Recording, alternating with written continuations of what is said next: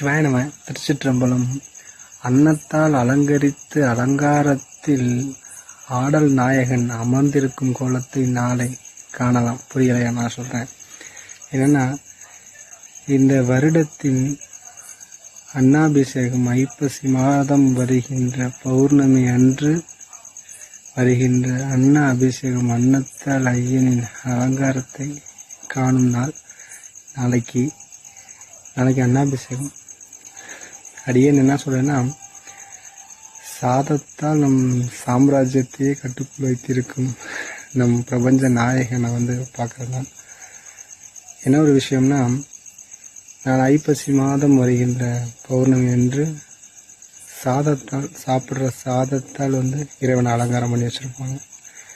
எல்லாவித ஆன்மீக உறவுகளும் அருணாச்சலங்களும் போய் தவறாமல் அவரை போய் ஐயனை பார்த்துருங்க.